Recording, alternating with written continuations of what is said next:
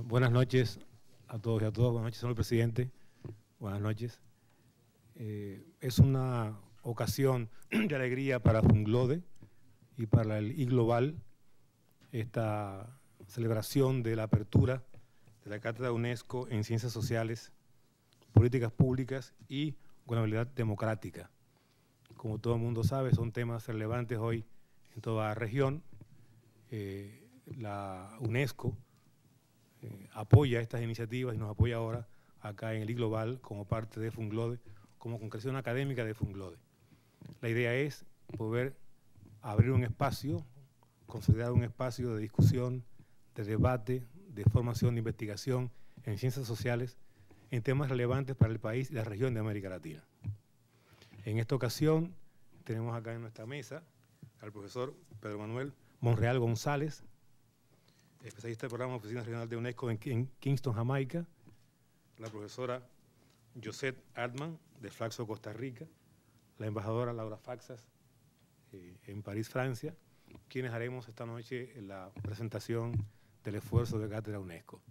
Rápidamente voy a dejarle con ustedes al profesor Manuel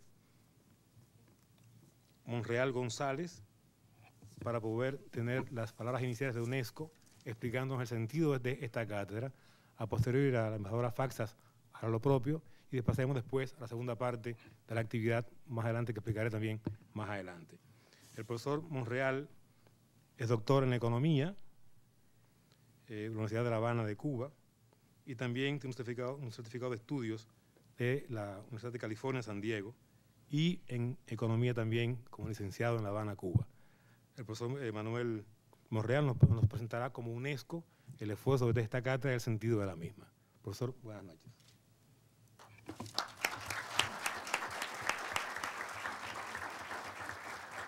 Muchas gracias. Distinguido Presidente de la República, distinguidos invitados, nos complace enormemente estar presentes en este momento fundacional de esta cátedra UNESCO en el contexto de la Fundación Global para la Democracia y el Desarrollo, que tantas posibilidades y voluntad posee para establecer proyectos de cooperación con UNESCO. La Fundación ha logrado en un breve tiempo establecerse como un centro de excelencia para reflexión y el análisis de alternativas políticas para promover el desarrollo humano y fortalecimiento democrático. Y hoy abre su espacio en el contexto del Instituto Global de Altos Estudios en Ciencias Sociales y con el apoyo de varias instituciones dominicanas para acoger esta cátedra de la UNESCO en Ciencias Sociales, Políticas Públicas y Gobernabilidad Democrática. Las cátedras UNESCO constituyen una de las estructuras creadas por la organización que ofrece posibilidades para crear espacios de vinculación entre diferentes centros e instituciones en los países miembros de UNESCO que realizan actividades de investigación, de docencia y sobre todo ese tipo de actividad intelectual que está orientada hacia la formación, por una parte, de jóvenes investigadores y también para poder apoyar las políticas públicas, particularmente en las áreas relativas al desarrollo humano.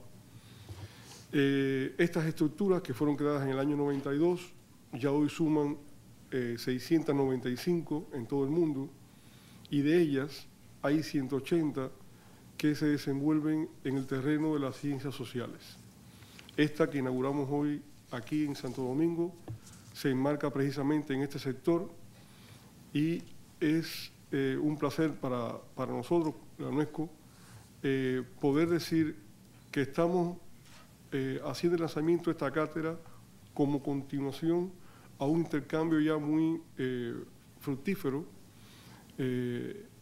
que tuvo también como antecedente la realización en el año 2009 de la tercera escuela de formación de verano del programa de manejo de transformación social de la UNESCO, que en aquella ocasión también nos honró con su presencia el presidente de la República. Y hoy lo que pretendemos o a lo que aspiramos nosotros con esta creación de la cátedra es precisamente a utilizar el aporte magnífico que esperamos encontrar en este país para poder elevar el trabajo de las cátedras. Una de las razones que precisamente nos acude en este momento de transformación en UNESCO es reforzar el trabajo de las cátedras UNESCO.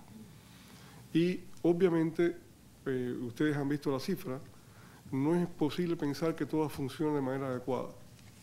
De manera que parte del trabajo que estamos haciendo es identificar mecanismos que permitan elevar la eficacia de ese trabajo. Eficacia que al final debe ser medida por el aporte de las ciencias sociales al desarrollo concreto, al bienestar concreto de las personas.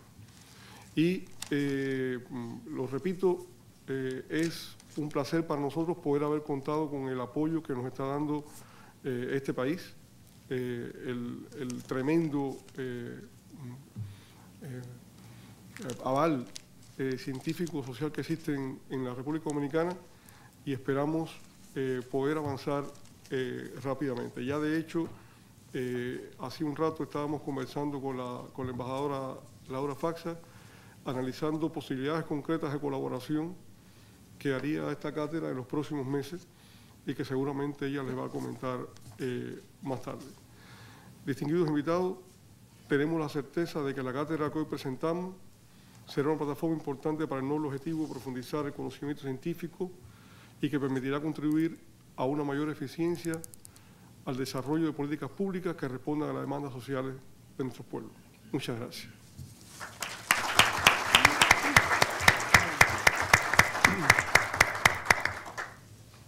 Gracias, profesor. Tendremos ahora la mirada desde República Dominicana y la región del Caribe hacia la cátedra UNESCO, para poder precisar desde acá cómo vemos este espacio, qué esperamos del mismo.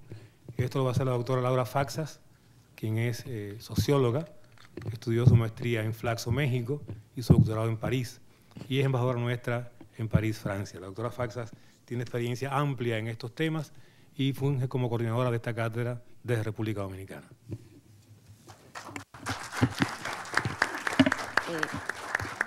Muchísimas gracias. Buenas noches, señor presidente, queridos colegas, personalidades que nos acompañan, cientistas sociales y gente preocupada por el futuro de este país y de lo que pasa en el mundo. Para mí es un gran honor lanzar esta noche conjuntamente con ustedes lo que es esta iniciativa de Cátedra UNESCO en Ciencias Sociales, que se enmarca en el 10º aniversario de la Fundación Global Democracia y Desarrollo, un think tank que comienza y tiene un impacto a lo largo de estos 10 años a nivel de la región y en Francia. Lo digo en Francia porque la fundación es una referencia para el trabajo nuestro desde la embajada, pero también para las propuestas de proyectos provenientes de universidades. Y esto se plantea a partir de un trabajo. Esta cátedra viene a ser el fruto y de todo un proceso de colaboración entre Funglode y UNESCO. Funglode tiene el estatuto de Fundación Internacional ligada a la UNESCO y firmó un acuerdo en el 2009 de colaboración estratégica para impulsar los proyectos y programas UNESCO. Y para la UNESCO, esta cátedra implica fortalecer y promover las ciencias sociales en esta parte de América Latina e integrar esta parte de América Latina, yo hablando desde el norte, Caribe y estados insulares y los pequeños estados de América Central, para promover una reflexión y abrir un diálogo, no solamente a nivel de la subregión y a nivel de la República Dominicana, sino en relación con los países del sur de América Latina. En el marco de los procesos de transformaciones sociales que estamos viviendo, que el mundo no es igual, la realidad virtual es una realidad real, el proceso de democratización y un futuro de incertidumbres del mundo árabe, este espacio de reflexión se quiere como un espacio capaz de abordar dos cosas. Por un lado, reflexiones teóricas que nos permitan revisar las categorías de análisis en las ciencias sociales. América Latina ha sido un espacio de producción social importante. No hay que olvidar a Presbich, Cardoso, la Escuela de la Dependencia, que fueron elementos que permitieron reflexionar la región y ser un aporte en el análisis social como referencia para otras regiones del mundo. Y hoy día estamos abocados a repensar nuestras categorías. Yo me digo, es que el fenómeno de Obrador en México puede catalogarse de populismo, o Chávez en Venezuela. ¿Qué significan todos esos movimientos de democracia participativa y de salida de gobiernos desde la calle? ¿Es que eso fortalece o no fortalece la democracia? ¿Cómo repensar la democracia hoy día a partir de una transformación de la política donde asistimos en todas partes a una mercantilización de la política, donde la representación social de los actores, la representación política de los actores sociales es un tema de debate, donde hay fuerte abstención electoral? ¿Cómo repensar la realidad? Entonces, en ese marco, esta cátedra tiene una voluntad de participar en un debate teórico sobre las categorías de análisis del continente y tener como marco de referencia otras partes del mundo, por un lado. Por otro lado, reforzar la investigación empírica. Nosotros tenemos, nuestros países han cambiado. La realidad virtual es una realidad. Estamos frente a otros actores sociales. El impacto de la migración y de la internacionalización del mundo se refleja en todas las dimensiones. Ahora, por ejemplo, yo veo que aquí, por ejemplo, en el caso dominicano, cómo la música se ha enriquecido y cómo hoy se baila diferente. El reggaetón, el merengue de barrio, el mambo, Don Omar, son fenómenos culturales, musicales que se dan bajo el impacto de la migración. Y las ciencias sociales no pueden estar a la espalda de esos procesos. En ese sentido, dos ejes importantes: análisis teórico, compartir experiencia en términos de análisis teórico y no tener miedo a repensar y a recrear categorías o crear nuevas, y análisis empírico.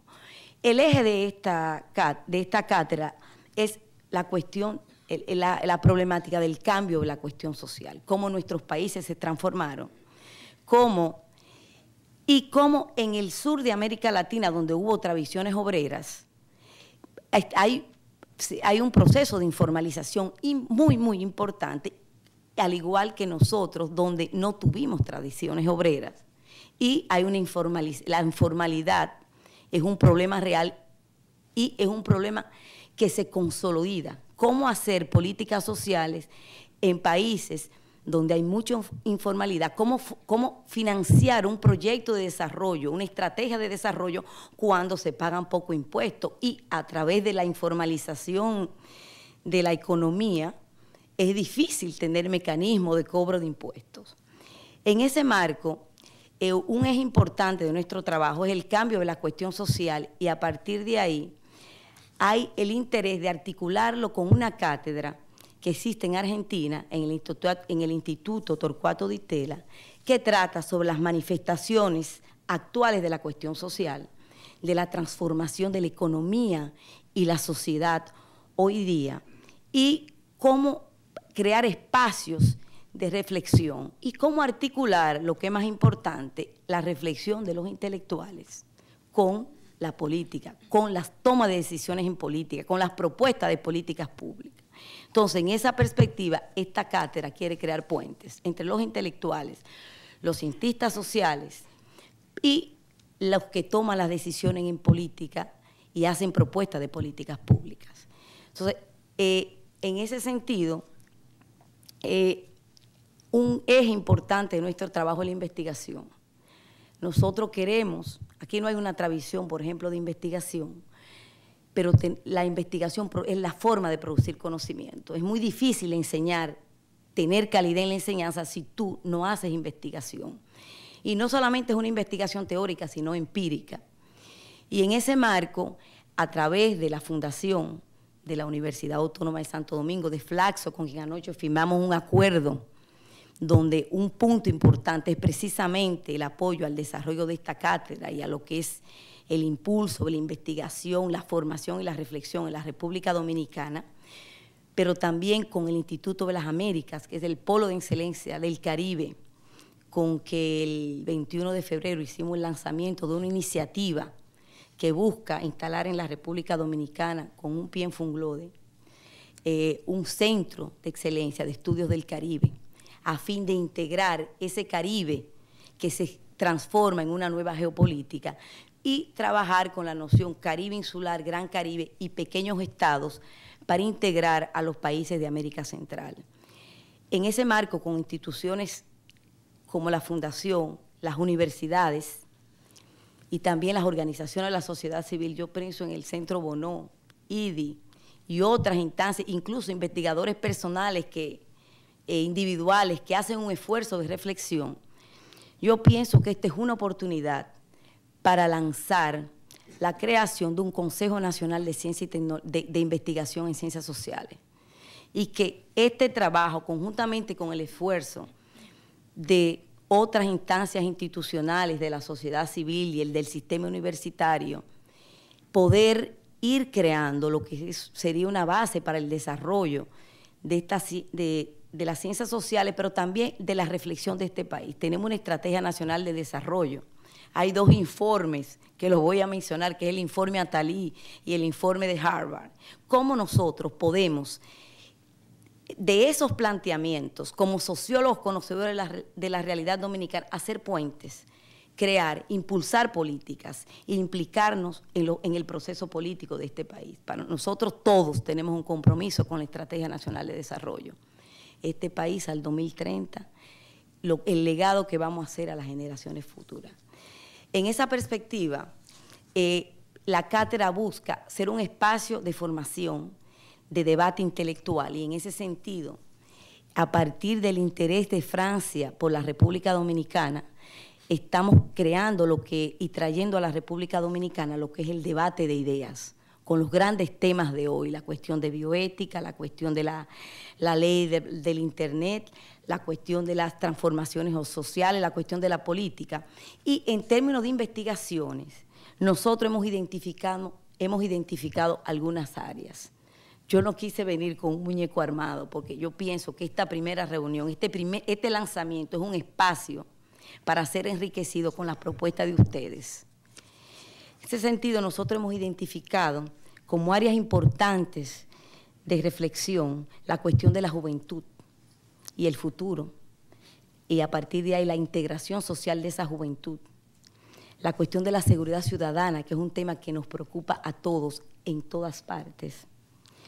La seguridad alimentaria y la cuestión agraria. Hoy día, con el problema, con el debate de que los alimentos, el petróleo no pueden ser activos financieros, en la República Dominicana yo me estoy volviendo a los años 70, donde trabajábamos con Carlos Dores, la pequeña producción campesina.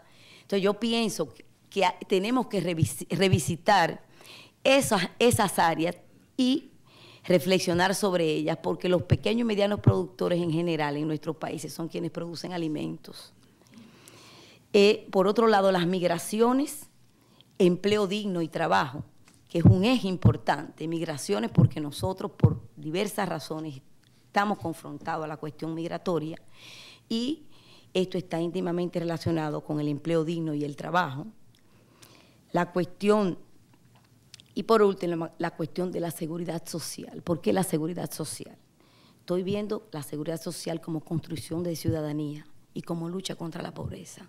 Hoy sabemos que en un mundo como el nuestro, marcado por la informalidad, el no acceso a la seguridad social es un instrumento que está íntimamente ligado al reforzamiento de la pobreza. Una persona de clase media que se enferma puede descender socialmente rápidamente. Entonces yo pienso que hay que articular la seguridad social con la construcción de ciudadanía. Estos son algunos elementos. La democracia es un tema siempre siempre pertinente y es un proceso de discusión permanente en la República Dominicana. Para iniciar este proceso, nosotros hemos hecho contactos con las escuelas, Escuela de Sociología, con el rector de la UAS, y hemos iniciado un proceso para tratar de acercar los cientistas sociales que están dispersos y las instituciones y poder crear espacios dentro de Funglode y fuera de Funglode para promover ideas y para articular un debate. En ese sentido, por ejemplo, la primera actividad importante que tenemos más allá de este lanzamiento es entre el 25 y el 30 de abril estará aquí con nosotros Robert Castel, que es el gran padre de la cuestión social, que vendrá a trabajar con nosotros, pero no solamente dará conferencias, sino que vamos a organizar un taller, vamos a tratar de trabajar políticas públicas, reflexionar y ver la experiencia argentina. Y queremos articular esto y desarrollar esta propuesta dentro de Funglode y articular actividades con otras instituciones que también están haciendo ciencias sociales. Estamos articulando una serie de actividades que tienen lugar en Funglode como un think tank para crear espacios de discusión y debate más circunscritos a la problemática social y a las preocupaciones de los cientistas sociales e intelectuales y tratar de llenar ese espacio, abrir espacio y crear puentes entre los cientistas sociales y la implementación, y los políticos y la implementación de políticas públicas. En ese sentido, en el próximo mes de mayo, aquí hay un evento con el Círculo de Economistas y queremos articular una mesa redonda que será sobre el Estado y el impacto de la crisis económica, pero habrá una mesa redonda hecha sobre la cuestión del Estado hoy día, vista desde la sociedad. El Instituto de las Américas celebra en el mes de julio un evento sobre el Caribe y la juventud ante los desafíos del futuro, y ahí los sociólogos tenemos que tener una reflexión sobre la juventud y las perspectivas del futuro. También en el marco del Círculo de Santo Domingo, que se reúne aquí en el mes de mayo, también ese es otro espacio. Y en septiembre estará aquí el Foro de Biarritz. Y la gran preocupación es que el Foro de Biarritz es demasiado del sur. Y esta para los caribeños y centroamericanos es la oportunidad de hacer un debate sobre lo que pasa en esta parte del continente, que bien que el mundo es global, somos bastante diferentes que los argentinos, los uruguayos y los brasileños. Entonces, tratar de construir esos puentes, utilizar espacios. Estamos coordinando también para de aquí a fin de año un evento sobre el impacto de la primavera árabe en la reflexión sobre las ciencias sociales. Esas dictaduras eran muy amigas y en ese marco de hoy día, donde la incertidumbre se instala, reflexionar la significación real de esos procesos políticos y las enseñanzas de estos procesos políticos, donde hemos visto el rol del Internet y del mundo virtual como un elemento central para hacer perder el miedo de esos regímenes autoritarios. Entonces, eso es el marco general, esto es un espacio abierto. En el marco de la visita del profesor Castel habrá otra reunión de trabajo donde trabajaremos a partir de un documento escrito y que será puesto a circular de manera que esta cátedra sea una cátedra del Instituto Global, pero sea una cátedra sobre todo de los cientistas sociólogos dominicanos, con una voluntad de aporte, de participación en el debate y de crear espacios para el país que queremos y por el que de una manera u otra todos trabajamos. Muchísimas gracias.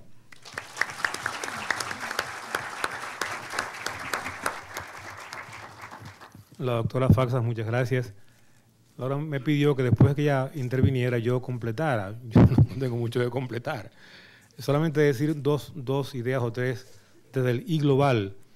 Para el I-Global esto sería una excelente oportunidad para que sus estudiantes puedan completar su currículum, participando justamente en debates de alta calidad académica, como es la intención académica de la institución.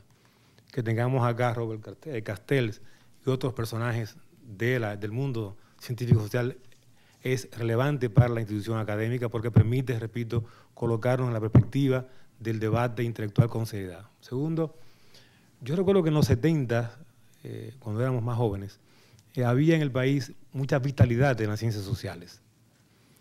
Esa vitalidad yo sueño con recuperarla para poder discutir con seriedad lo que pasa en República Dominicana, poder discutir con tranquilidad y con sensatez lo que pasa en el país y aproximarnos entonces de manera rigurosa a buscar las alternativas con respecto a eso que sucede. En específico, esas políticas públicas que tanto aspiramos y que no siempre alcanzamos a plantearla correctamente por falta de un diagnóstico más acabado. Yo veía en estos días, leía uno de estos informes que se han hecho en el país, que son todos muy importantes, y un autor planteaba que en el país había, en la parte social, políticas clientelares. Yo pienso que eso es verdad. Pero yo decía, la pregunta es, ¿cómo no se hace eso? ¿Cómo no se hace eso? Eso implica discutir, pensar, reflexionar, porque el punto está en formular propuestas alternativas. Y ahí yo pienso que el Funglobe y el iGlobal tendría en este espacio de la Cátedra de UNESCO una oportunidad para poder pensar estos problemas buscando una perspectiva de autonomía, de emancipación que nos permita no repetir y crear novedad en el pensamiento y en la acción que tenemos entre manos. Si hacemos eso, yo pienso que estaremos aportando al país una vuelta a esa vitalidad de las ciencias sociales para pensar nuestro país. Finalmente, evitando al pensar el país, pensar que estos problemas son solo nuestros, que es otro vicio que pienso que tenemos en el país. Muchas veces uno lee la prensa y pareciera ser que estos problemas ocurren nada más en República Dominicana. Cuando así pensamos, no entendemos el problema. Y al no entenderlo, no atinamos a la solución.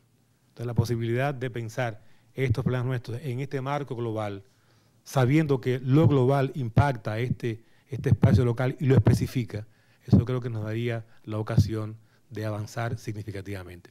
Me detengo acá y voy a dar paso a la profesora Josette Altman, directora de Flaxo Costa Rica, historiadora y politóloga, que va a hablarnos de una ponencia con un título muy sugerente: América Latina y el Caribe, globalización y conocimiento.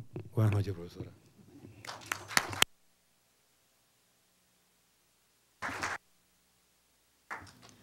Bueno, muy buenas noches, señor presidente, señores invitados especiales, colegas que nos acompañan en la mesa, amigas y amigos todos. Primero hacer una diferenciación, porque si no, cuando llegue a Costa Rica me va a matar el director de la sede. Yo en realidad no soy la directora de la sede de Costa Rica de la Flaxo, sino trabajo en la Secretaría General de la Flaxo. Soy coordinadora de Cooperación Internacional y además dirijo el Observatorio de Integración de América Latina y el Caribe, sugestivamente conocido como Oírla, para ver si algún día nos oyen a los latinoamericanos.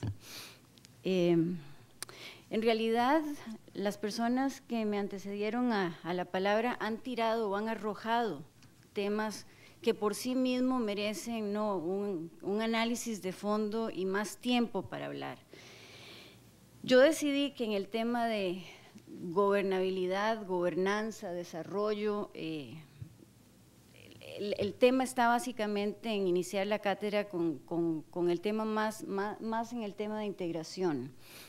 Y en eso también viendo un poco cómo la Facultad Latinoamericana de Ciencias Sociales, Flaxo, con sus 13 sedes en América Latina, siendo ya una organización que cuenta con 18 Estados miembros, puede ser un socio importante en este proceso de la cátedra y sobre todo montándonos en lo que decía la doctora Faxas, en esos 4 ejes que ella señalaba: el eje teórico, ahí podemos replantear o repensar lo que es América Latina; el eje de investigación, donde Flaxo tiene su mandato; el eje de formación, Flaxo es una facultad de formación de posgrado a nivel de América Latina y el Caribe; y el eje de difusión y debate, que es lo que estamos iniciando hoy, porque yo no me voy a poner los anteojos porque primero voy a exponer y los voy a provocar, luego me voy a poner los anteojos para ver qué es lo que me van a preguntar, ¿no? Entonces, un poco como, no, empezando, ¿cómo está América Latina a inicios del siglo XXI? Eso sería más o menos, yo en una carrera de una manera muy rápida, ¿no? Voy a plantear 4 temas en mi exposición. América Latina a inicios del siglo XXI, los procesos de integración vistos desde las ciencias sociales, lo que la sobreoferta de procesos de integración en este momento hace para la integración, la debilita, la fortalece, y unas reflexiones finales.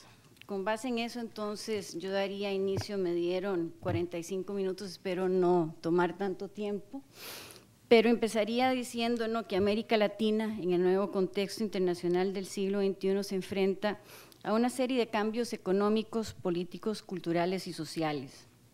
Desde el punto de vista político, América Latina en las primeras décadas del siglo XXI experimentó un giro político hacia la izquierda, pues muchos gobiernos que fueron electos sobre todo a partir del 2006, ¿no?, tuvieron un giro, se inclinaron hacia las ideologías socialdemócratas o el socialismo del siglo XXI.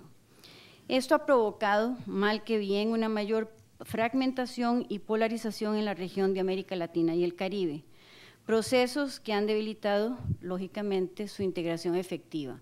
Muchos de estos diferentes polos o diferentes propuestas están empezando a hacer que elijamos bandos, y no se trata de elegir bandos, se trata de buscar puntos en común, puntos que nos hagan como latinoamericanos buscar fortalezas y hacer que salgamos hacia adelante, ¿no?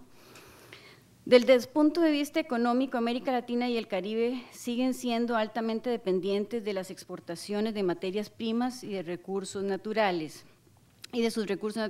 pero han buscado diversificar sus relaciones económicas con otras regiones del mundo. Y en eso cabe señalar que el ALBA, como propuesta de integración, ha hecho un primer esfuerzo de buscar recursos fuera de la región que de otra manera no iban a venir. Desde el punto de vista cultural, grupos tradicionalmente excluidos han presionado por lograr mayor peso político y han buscado el reconocimiento institucional de la condición multicultural de sus países. Desde el punto de vista social, hubo algunos avances en la disminución de la pobreza y la desigualdad durante los años de crecimiento económico anteriores a la crisis económica, pero estos avances se detuvieron por la misma crisis. Además, América Latina sigue siendo la región más desigual del mundo. Todos los anteriores procesos vinieron a ser profundizados por la crisis económica que inicia en el 2008 y se profundiza durante todo el 2009. En el caso de la crisis económica, México, Centroamérica y el Caribe fueron los más afectados porque mantienen vínculos más estrechos con los Estados Unidos. El peso de este país como socio comercial en la región es considerable, y estos países tienden a expulsar más migrantes hacia ese país. Los países sudamericanos tuvieron que enfrentar obstáculos muy diferentes. Pese a que estos también son independientes de Estados Unidos y tienen una mayor diversidad de vínculos económicos y comerciales, se vieron afectados por la disminución en el volumen y los precios de sus principales productos de exportación y por la desaceleración de la actividad económica global. En general, en todos los países los principales impactos económicos fueron la caída de los precios de las exportaciones, la caída del Producto Interno Bruto, caída en términos de intercambio, caída de las remesas, dificultad en el acceso al crédito, menor inversión, menor ayuda al desarrollo dirigida a la región, más proteccionismo económico en los países receptores de nuestras exportaciones y mayores asimetrías entre los países de América Latina y el Caribe. Siendo así, yo le contesto entonces al profesor, ¿cómo no crear políticas asistenciales en momentos en donde la necesidad es ver cómo paliamos, no, la pobreza? En ese sentido, en general, todos los países, tuvieron los principales impactos económicos, lo vivieron en la caída, ¿no?, de sus precios. Y entre los principales efectos sociales estuvieron una mayor dificultad de reducción de la pobreza, dificultades para alcanzar los objetivos del desarrollo del milenio en el tiempo acordado, profundización de las desigualdades y un aumento en el desempleo. Asimismo, el proceso de recuperación social va a tardar más tiempo que la recuperación económica. Esta última no posibilitará recuperar los índices que se tenían aún antes de la crisis. Finalmente, entre los impactos políticos se puede citar la existencia de mayores demandas sobre los estados, y en este contexto hay mayores demandas a los estados, pero hay una menor capacidad de los estados de contestar a estas demandas o de tener respuestas positivas a las demandas de los ciudadanos. Eso genera tensionamiento en los sistemas políticos y dificultades en el Estado de Derecho y problemas con la gobernabilidad democrática. Es importante también tener en cuenta que la crisis no fue un hecho aislado. La crisis como tal fue otro desequilibrio dentro de un contexto de varias crisis y problemas de carácter global que estamos viviendo. Entre estos, por citar solo algunas y que requieren además un espacio aún mayor que el que tenemos ahora, está la crisis alimentaria, la crisis energética, el cambio climático, y todo esto está estrechamente ligado entre sí. Esa es una de las tesis, ¿no?, que nosotros hemos estado tratando de estudiar y de analizar en la Flaxo. Todos estos efectos simultáneos de todos estos problemas mantienen las vulnerabilidades de la región, no solo desde el punto de vista económico, sino también desde el punto de vista social y desde el punto de vista político. Eso nos lleva a replantearnos entonces, o sea, esa es la situación que estamos viviendo a inicios del siglo XXI, o esa es la región actualmente. Los procesos de integración vistos desde las ciencias sociales, ¿no? En América Latina, aún desde Bolívar, tenemos una retórica que priva en el integracionismo. Somos integracionistas de corazón, pero al final de cuentas no nos integramos. Hace falta una gran voluntad política para ceder soberanía y crear una institucionalidad más en el ámbito de la supranacionalidad que nos permita entendernos, como decía al inicio, en aquellos puntos importantes. En este sentido, los países reconocen que por sí solos no son capaces de dar respuesta a los desafíos del mundo globalizado, como son el crimen organizado transnacional, las pandemias como el SIDA y más recientemente la influenza o el AH1N1, el cambio climático, las crisis financiera, alimentaria y energética, por solo mencionar algunos. El problema es que esa retórica integracionista se ha mantenido solo en el discurso y no ha logrado manifestarse con efectividad en la práctica. Esto genera además no solamente este discurso, sino las grandes paradojas de la integración. Hablamos de que queremos ser más integracionistas, pero hay más fragmentación. Hubo antes de la crisis un mayor crecimiento económico y sin embargo no había una buena distribución de la riqueza. Había un intercambio comercial importante, pero eso no se veía en beneficio de las grandes mayorías. Y así sucesivamente, la integración latinoamericana está cargada de paradojas que se contradicen a sí mismas en su propio discurso. En este momento, si vemos el mapa de la integración de América Latina, lo que hay es una gran cantidad de ofertas, yo diría que una sobreoferta que debilita la integración.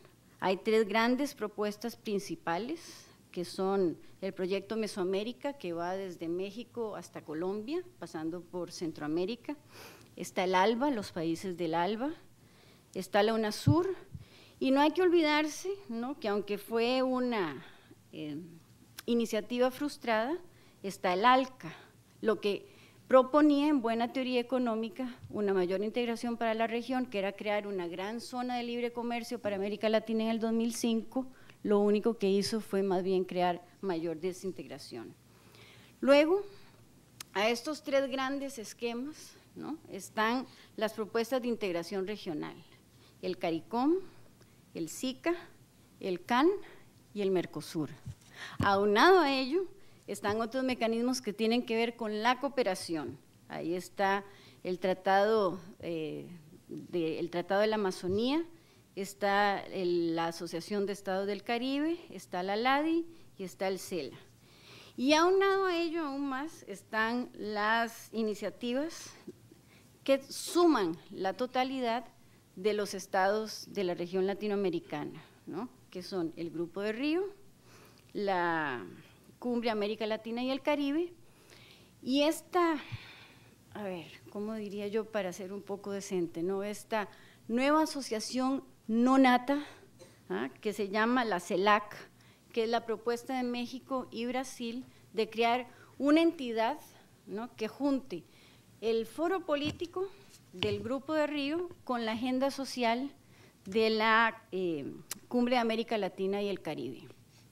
Básicamente, yo por lo menos nunca había estado aplaudiendo como se aplaudió en Cancún, ¿no?, la concepción de un organismo, pero es un organismo que en este momento no sabemos si van a ser o no van a ser.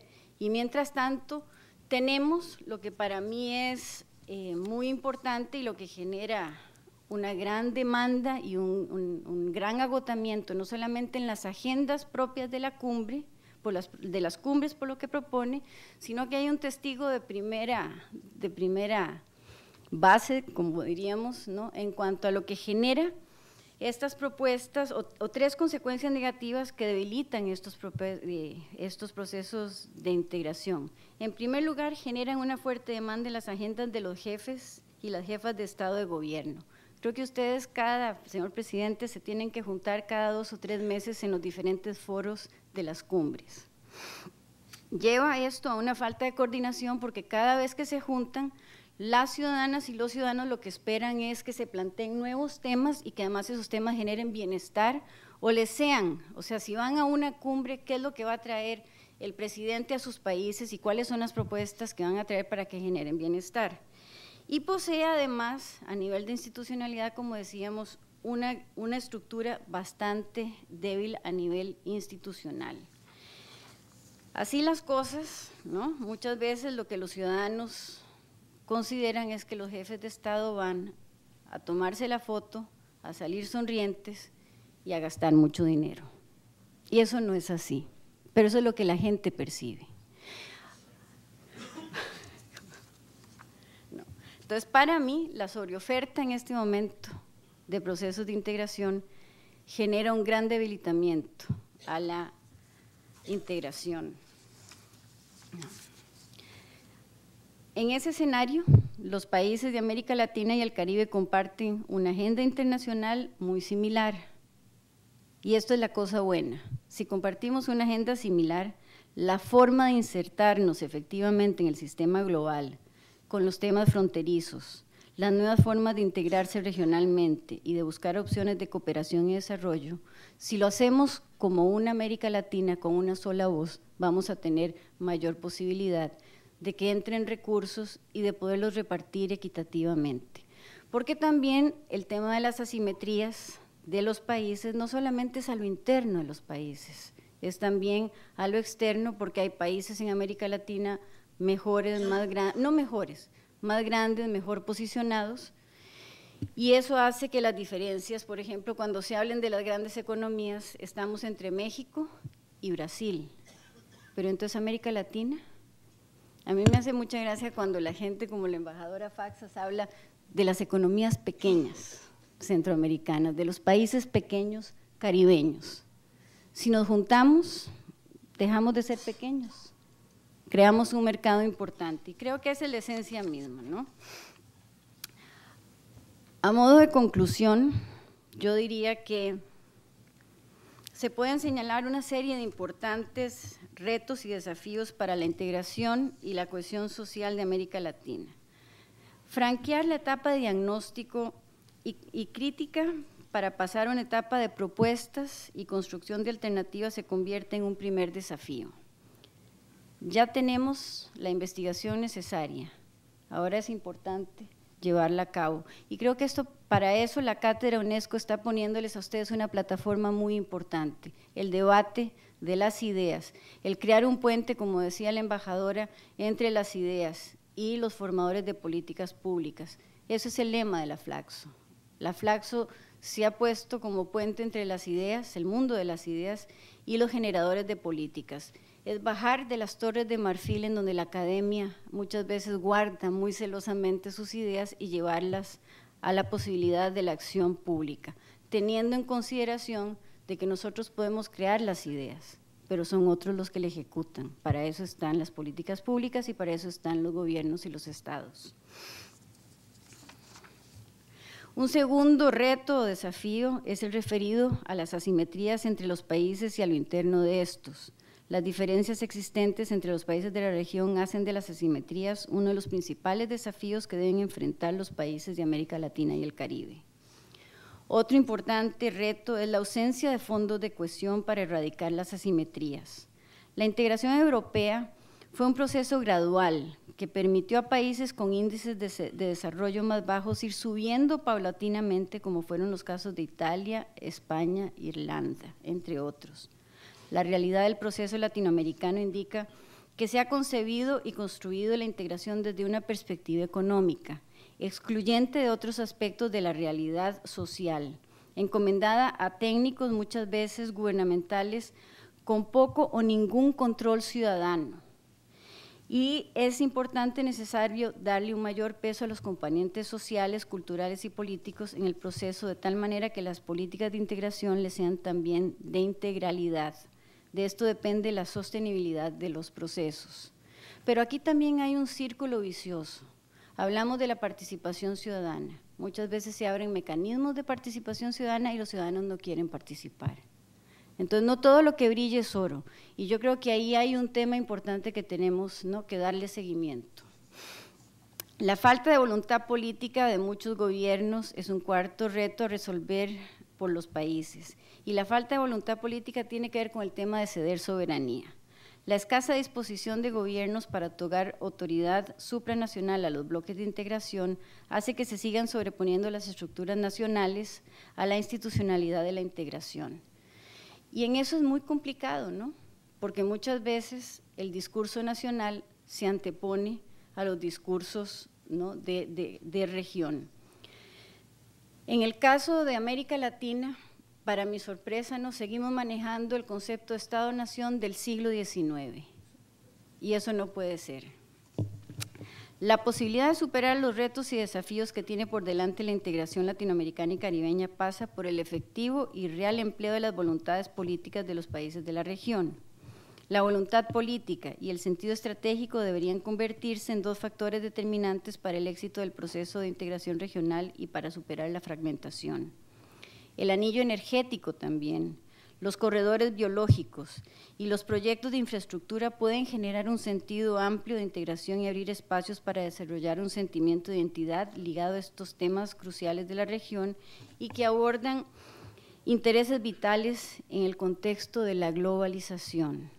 En ese sentido, deseo no terminar diciendo que el mayor desafío que enfrenta la integración en la actualidad es poder convertirse en un proyecto básico más amplio, que busque consensos de largo plazo, que establezca una visión más latinoamericana con sociedades menos fragmentadas, que cuente con la voluntad política de fortalecer la institucionalidad de la integración y donde la supranacionalidad se afiance en un espacio comunitario que logre establecer vínculos sólidos entre desarrollo económico y cohesión social. Si eso es así, habrá que esperar entonces para analizar si las nuevas iniciativas, como las que se está proponiendo entre México y Brasil, será exitosa y llevará esta posibilidad a buen puerto.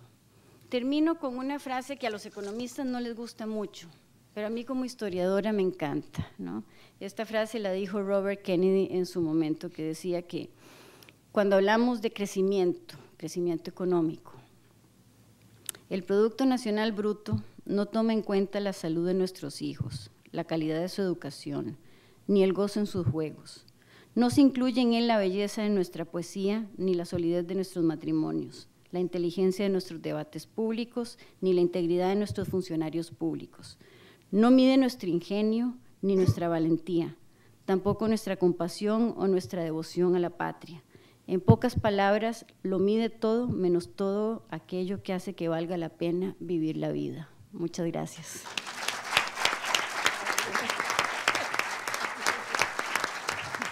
Bueno, yo quisiera reconocer que esta semana ha sido una semana sumamente enriquecedora para Funglode, porque además de dejar inaugurada en el día de hoy la Cátedra UNESCO de Ciencias Sociales, suscribimos ayer o anteayer un acuerdo con la Facultad Latinoamericana de Ciencias Sociales, con Flaxo. De manera que es un lujo en la República Dominicana que en una misma semana tengamos la Cátedra UNESCO de Ciencias Sociales y el acuerdo de trabajo con la red de Flaxo en América Latina. El problema está ahora cómo le sacamos provecho a eso. Pues ya las condiciones están dadas para sacarle provecho. Y yo plantearía manejarlo a dos niveles. Uno que tiene que ver con una parte formativa, una parte de investigación, y otra parte que tiene que ver más bien con la conexión con propuestas de políticas públicas orientadas hacia la acción. Ahora, cuando hablo de lo primero, la parte formativa y la parte de investigación, hubo un eje de teoría.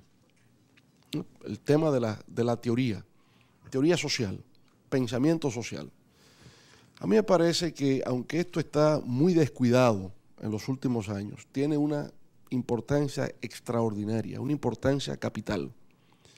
Y en el plano de la teoría, habría que rescatar el pensamiento clásico, porque al fin y al cabo, el que quiera hacer ciencia social tiene que tener una cultura. O sea, hay que construir una cultura, un conocimiento. Partir del pensamiento clásico, clásico universal, el pensamiento latinoamericano, rescatarlo desde el siglo XIX, para no irnos a los tiempos coloniales, sino desde los padres fundadores del siglo XIX, todo el pensamiento crítico social latinoamericano del siglo XX y las perspectivas actuales. Hay que plantearse el pensamiento moderno, el pensamiento actual. ¿Qué se está discutiendo en España? ¿Cuáles son las grandes corrientes de pensamiento en España, en Francia, en Alemania, en Europa en sentido general? ¿Cuáles son las ideas que nos están llegando, las que hoy día resultan influyentes? Identificar autores, identificar corrientes es básico para saber por dónde anda el mundo en términos de generación de ideas. Así pues que organizar, por ejemplo, un seminario sobre, para citar un caso, pensamiento de Edgar Morin. ¿Qué significado tiene Edgar Morin hoy día en el debate sobre la educación? Porque hablamos de educación, a veces lo reducimos solo a un problema de dinero, y la educación es un tema mucho más complejo, empezando por filosofía educativa. ¿De qué estamos hablando? Entonces, si usted no conoce cuáles son, para decir un caso, las grandes corrientes del pensamiento pedagógico contemporáneo, no estamos avanzando. Hay que conocer, en primer lugar, crear la cultura. Nosotros sabemos por experiencia práctica, cuando estamos en los años 70 y anteriormente en los 60, en la construcción del proyecto revolucionario de República Dominicana, gente que se decía marxista, pero uno se da cuenta hoy día que eran marxistas emocionales, porque en verdad no tenían la cultura para entender lo que está en el pensamiento marxista. Ni podían entender los tratados de economía política, ni podían entender los tratados de historia, el 18 Brumario y la lucha de clase en Francia, sencillamente porque no conocían historia europea. Y si no conocían historia europea, no podían entender lo que se decía ahí. Por tanto, era una heroicidad, un romanticismo, pero en términos de dominar la teoría, no es verdad que se conocía. Y hoy lamentamos tanta gente que falleciera por una causa que ignoraba. Entonces, esto nos obliga a tener que plantearnos este problema de entender las corrientes del pensamiento. Lo segundo es, necesitamos formar investigadores, formarlos. Y aquí el I-Global, conjuntamente con Flaxo, puede jugar un rol fundamental. Y digo I-Global y Flaxo porque estamos a un nivel de posgrado. A nivel de grado es difícil porque son asignaturas que se trabajan muy superficialmente. Generalmente no hay tiempo. Pero a nivel de maestrías y doctorados podemos formar los investigadores dominando las técnicas metodológicas y el trabajo empírico. No solamente es hablar en una clase de encuestas, es saberlas hacer. No es hablar de grupos focales, es saber hacer grupos focales. No es hablar de estadísticas un día, es manejar las estadísticas como herramienta de trabajo intelectual, como herramienta de trabajo científico en las ciencias sociales. Dominar el instrumental técnico de trabajo. No podemos hacer investigaciones de calidad si no tenemos buenos investigadores. Entonces es un tema que también me resulta clave mirando hacia el futuro. Gente joven, gente con talento, que podamos identificar desde ya y ayudarles y apoyarles a prepararse como investigadores. Lo otro entonces tendrá que ver entre cómo conectamos ese conocimiento teórico metodológico con la problemática de transformación económica, social, política, cultural que nosotros tenemos. Y obviamente esto se va a desviar en una doble dirección. Habrá algunos que serán puramente académicos, y ser académico es una profesión. Dedicarse al mundo académico me parece muy bien.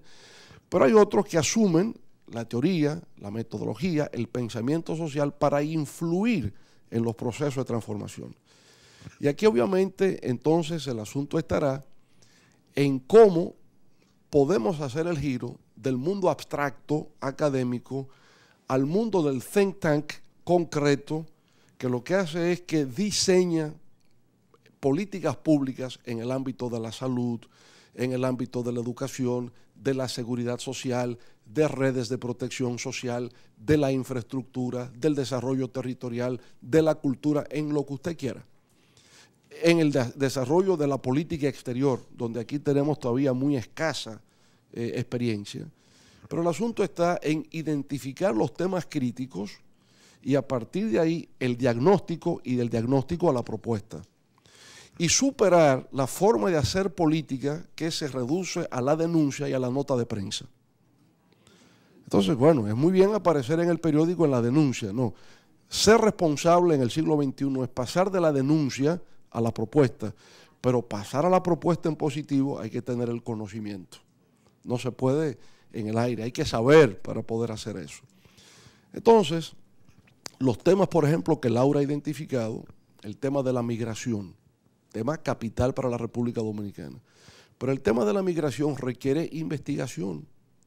Nosotros ni siquiera sabemos con exactitud la cantidad de inmigrantes ilegales que hay en la República Dominicana.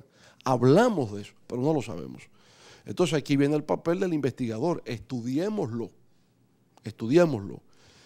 Pero después que lo estudiemos, ¿cómo vamos a resolver la convivencia pacífica, civilizada entre dos pueblos vecinos? Porque ese es el tema.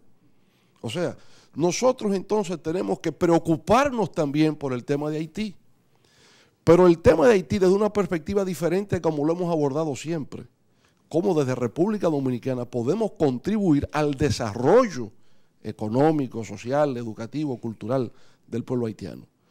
Porque de lo contrario, si República Dominicana sigue desarrollándose en infraestructuras y en creación de oportunidades, será un polo natural de atracción de Haití hacia la República Dominicana. ¿Por qué razón? Porque las oportunidades están aquí, allá no hay. Entonces, lo nuestro será crear oportunidades en Haití para que Haití se desarrolle y que, por tanto, desde ese momento el fenómeno migratorio no tendrá las consecuencias o el impacto que tiene en estos días. Entonces, el tema de la migración es un tema, pero además, si vamos al ámbito de las ciencias políticas, yo creo que incluso replantearse conceptualmente muchas de las cosas que se abordan y se repiten ya hasta en forma irreflexiva. Valentín daba un testimonio de lo que le ha acontecido a él como político y nos ha pasado a todos, en el caso de República Dominicana. La gente se le acerca a uno. Mire, presidente, mire, senador, yo creo que usted me ayude con esto. Y le da el papelito, aquí le llamamos el papelito. Y el papelito es una petición de una necesidad que esa persona tiene. Presidente, mire, yo necesito que usted me ayude a conseguir una vivienda. ¿Ah? Y el presidente toma el papelito con la vivienda y la procesa. Y si hay vivienda, se le ayuda. ¿Es eso clientelismo? ¿Le llamaríamos a eso clientelismo? ¿Fue el senador, fue el presidente el que se puso a ofrecer la vivienda o se la solicitaron a él? ¿El requerimiento vino desde arriba hacia abajo o vino de abajo hacia arriba? Entonces, ¿de qué estaríamos hablando? ¿Clientelismo desde abajo? Generalmente en el mundo de los sociólogos se hace la crítica al ejercicio político hablando del neopatrimonialismo. Nadie sabe exactamente qué es el neopatrimonialismo, pero suena altisonante, ¿verdad? Suena intelectual, suena chic, ¿eh? Y entonces, bueno, se hace la crítica del problema desde la óptica del neopatrimonialismo. Yo pienso que, digamos, hay que pasar de esas configuraciones hacia cosas más concretas. Si consideramos que los programas de protección social en América Latina son programas asistencialistas que bordean el populismo, que bordean el clientelismo, los programas de Estado de benefactor o Estado de bienestar social en Europa, ¿qué son? ¿Qué son? La socialdemocracia europea de posguerra era entonces clientelista, asistencialista, populista. Bueno, a Europa se dio capacidad de desarrollo desde posguerra en el año 45 hasta que la socialdemocracia entra en crisis en los años 70, era la economía del bienestar. Entonces, vamos a descalificar el Estado benefactor, la intervención del Estado en favor de los más desvalidos, como un problema de que eso es populismo, eso es neopatrimonialismo, eso es clientelismo, eso es asistencialismo, esos son los políticos que están buscando clientela.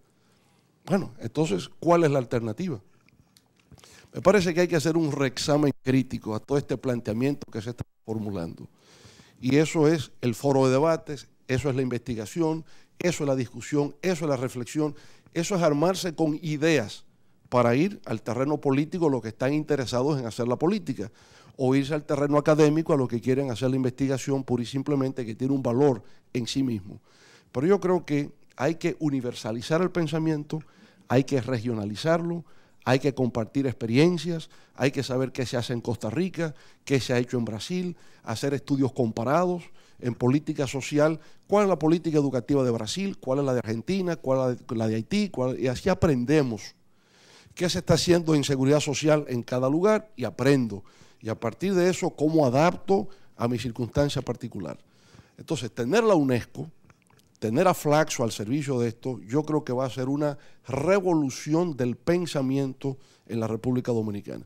No lo vamos a lograr en una semana, no es cuestión de un día, pero nosotros podemos mirar los próximos 10 años, con cuántos nuevos jóvenes investigadores tendremos en el país. ¿Cuáles son las líneas de investigación que tenga incidencia e influencia en el desarrollo nacional? Yo creo que eso es lo importante, lo trascendente, y por eso yo personalmente me regocijo de que hayamos tenido el inmenso privilegio de contar con la UNESCO y la Flaxo en la formación de los jóvenes investigadores, pensadores, que tendrán una enorme influencia en el país porque las ideas lo mueven todo. El poder de las ideas son las que mueven los pueblos y producen las grandes transformaciones, no el pragmatismo político huérfano de ideas. Eso se diluye en el día a día, no tiene trascendencia, no tiene impacto histórico, son las ideas. Pero hemos caído durante algún tiempo en la República Dominicana en una orfandad de las ideas, en no prestarle interés e importancia a las ideas. El asunto es la política como mecanismo de movilidad social ascendente, eso hay que combatirlo. La política no es para servirse usted, la política es para servirle a su país. Pero para servirle a su país, usted tiene que estar preparado. Muchas gracias.